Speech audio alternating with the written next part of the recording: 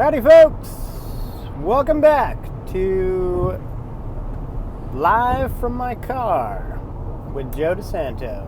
Alright, I'm on a little road trip here, so I figured I'd fill some of the time of driving with making videos. But I have to say, I like driving too. It's a good time to listen to music and manifest. I just made a video on manifesting, so if you want to hear my big manifesting story, go check that one out. Anyway, I want to talk a little bit about why I decided to try to teach personal finance on the internet. So,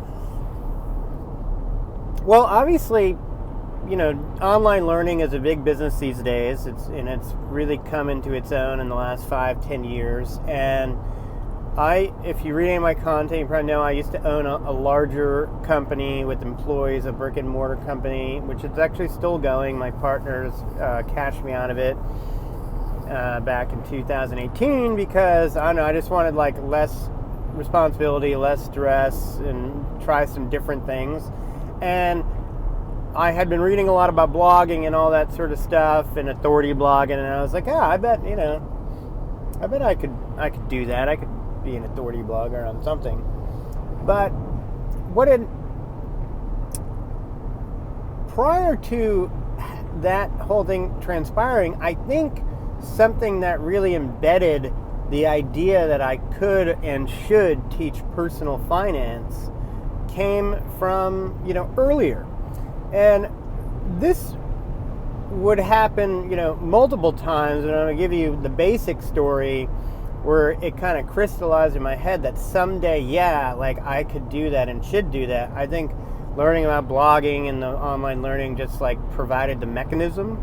But throughout my time in that business that I mentioned, the brick and mortar business, which was about 13 years, I actually still work for the company, though. My partners, when they, as I said, cashed me out, offered to keep me on as the CFO and just sort of pay me a retainer. And that's what started my fractional CFO business. So they're kind of a little quick story there. But anyway, while I was at the company, full time, I was the CEO and CFO. And once we grew to a certain size, I, got an assistant. And I would teach my assistants how to do bookkeeping, because I originally did the bookkeeping for the company and paid all the bills and stuff. I would do that at night, when all clients were gone and all my emails were done. And so I thought it was really important for, when I took on an assistant, I was like, I'm going to teach you how to run a business. You're not just going to be an assistant doing, menial tasks. I want you to be able to, after this job, go do a good job that pays you well and has significant responsibility, or encourage you to go start your own business. Just don't steal any of our clients. And I felt that one of the foundational elements of the business is understanding the finances and knowing whether or not it's a good business, bad business, what's going well, what's not going well. And I also wanted to offload that bookkeeping work to somebody else. So I would start out by teaching my assistants QuickBooks, and they took over doing the bookkeeping. And that's a lot of responsibility for a young person out of college, because one, they always had to learn it. None of them knew how to do it, because I wasn't hiring someone that had a finance background. I was hiring people that had more creative backgrounds and had more creative, work aspirations. But also they were privy to a lot of financial information about the company, which I explained to them, was important that they understand the gravity of that. And they always did, and everybody was very responsible and great about that. But anyway, while I worked with them and taught them this, they would help me with everything and anything for the business, responding to emails, contacting clients for follow-up, feedback, whatever, helping put up, ads if we were hiring. I mean, you name it, pretty much everything in the company, I had a hand in. But they also would see me there doing my own bookkeeping in Quicken, and also often I was on the phone talking about real estate with somebody because I was actively investing in real estate. And I sat I didn't have an office. I sat in the group room, like in a bullpen kind of thing, because I didn't want to be sequestered in an office. I wanted to be working with my team, and I wanted to have open dialogue. I wanted to hear them on the phone. I wanted to hear how they were talking to people. I wanted to be able to, give commentary in a reasonable way. I didn't want to helicopter parent, but and I wanted to be there for them to ask quick questions to if they needed that. And so my assistant sat right next to me, and we just worked together, and they would watch, and listen and hear me on the phone and whatever. And a lot of times I would sit on the phone about business, and we would have active conversations, teaching conversations about that. But along the way, people started asking me about real estate and how do I keep track of my own finances? And I would tell them how to use Quicken, and I would encourage them to start using it and say that I will help them understand how to use it. Some people took me up on that, some people did not.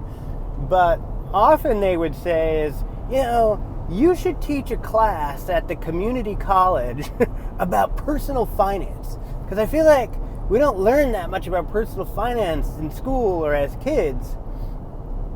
And you would be great at that.